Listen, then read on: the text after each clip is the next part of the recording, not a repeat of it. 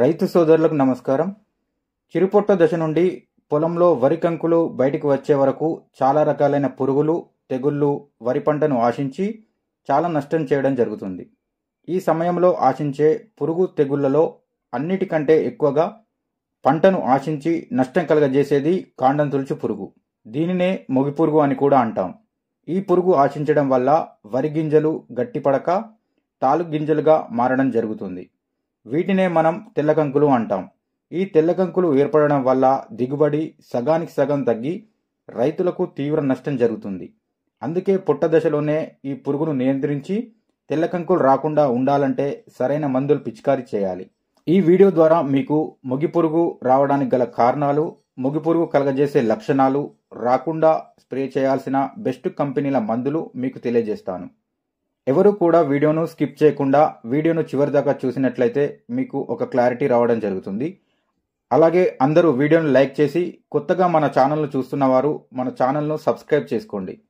ముందుగా మొగి పురుగు ఏ విధంగా వస్తుంది, రావడానికి గల కారణాలు తెలుసుకుందాం. సమయానికి నాట్లు వేయకపోవడం, ముదురు నారు నాటడం, సిఫారసు చేసిన పొటాష్ ఎరువులను వేయకపోవడం, యూరియా వంటి ఎరువులను ఎక్కువగా వాడటం, రాత్రి ఉష్ణోగ్రత తక్కువగా ఉండటం, పంట మార్పిడి పద్ధతిని పాటించకపోవడం, అంటే ఒకే నేలలో వరుసగా వరి పైరును పండించడం, ఇలా చాలా రకాలైన కారణాల వల్ల మొగి పురుగు ఉధృతి అధికం కావడం జరుగుతుంది. రసాయనిక మందులు తెలియజేసే ముందు మనం రెగ్యులర్గా చేసే కొన్ని పనులతో మొగి పురుగును ఏ విధంగా నివారించాలి అని తెలుసుకుందాం. ముందుగా పొటాష్ ఎరువులు ఖచ్చితంగా వాడాలి. ఎకరానికి 25 కిలోల పొటాష్ తప్పనిసరిగా మొక్కకు పొట్ట దశలో అందించాలి. పొటాష్ అనేది మొక్కకు రోగనిరోధక శక్తిని అందిస్తుంది. పొటాష్ కేవలం మొగి పురుగుకి కాదు, అన్ని రకాల పురుగులు, తెగుళ్లను తట్టుకునే శక్తిని మొక్కకు అందించడం జరుగుతుంది. అలాగే యూరియా ఎరువులను మోతాదుకు మించి వాడకూడదు. యూరియా ఎక్కువగా వాడటం వల్ల చాలా రకాలైన పురుగులు, తెగుళ్లు పొలాన్ని ఆశించి నష్టాన్ని కలుగజేస్తాయి. ఇక రసాయనిక మందుల విషయానికి వస్తే మొగి పురుగు అనేది పొట్ట దశలో ఆశిస్తే పురుగు తీవ్రతను బట్టి మందులు పిచికారీ చేసుకోవాలి. పురుగు అనేది తక్కువగా ఉండి ఇప్పుడిప్పుడే ప్రారంభమవుతుంది అని అనుకుంటే కాటాఫ్ హైడ్రోక్లోరైడ్ అనే మందును పిచికారీ చేసుకోవాలి.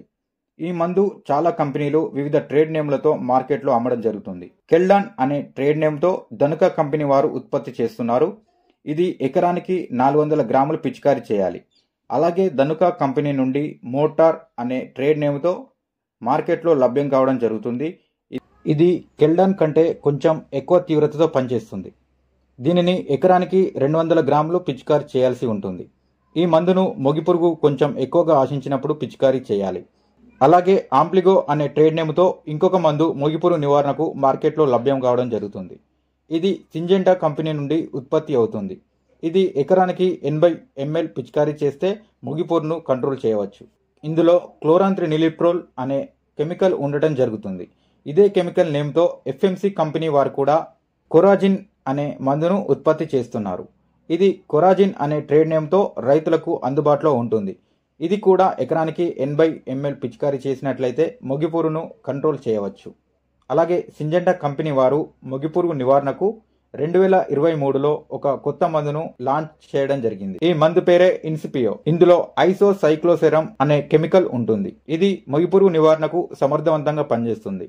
ఇది ఎకరానికి 120 ml పిచికారీ చేసుకోవాలి. ఇక చివరగా మొగి పురుగు నివారణకు మనం చూసుకున్నట్లయితే వయాగో అనే ట్రేడ్ నేమ్తో బేయర్ కంపెనీ వారు విడుదల చేయడం జరిగింది.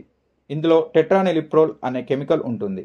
ఇది ఎకరానికి 100 ml పిచికారీ చేసినట్లయితే మొగి పురుగును సమర్థవంతంగా అరికట్టవచ్చు. ఇక్కడ రైతులు అందరూ గమనించాల్సిన విషయం ఏంటంటే ఏ పురుగు మందు అయినా కూడా పిచికారీ చేసిన తర్వాత కొత్తగా జరగబోయే నష్టాన్ని మాత్రమే అదుపులో ఉంచుతుంది. ఆల్రెడీ జరిగిన నష్టాన్ని తిరిగి బాగు చేయలేవు. కాబట్టి పురుగు చేసే డ్యామేజ్ ను తొలి దశలోనే గుర్తించి సరైన మందులు పిచికారీ చేసుకోవాలి. తెల్లకంకులు ఏర్పడిన వెంటనే గుర్తించి రైతులు మందులు స్ప్రే చేసుకోవాలి.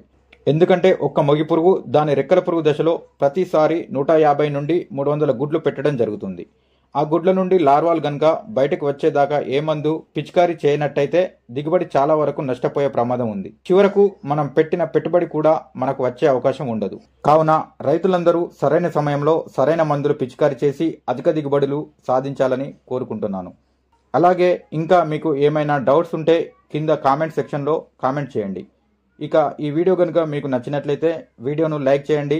అలాగే మరిన్ని ఇలాంటి వీడియోస్ కోసం మన ఛానల్ను సబ్స్క్రైబ్ చేసుకోండి. Thank you.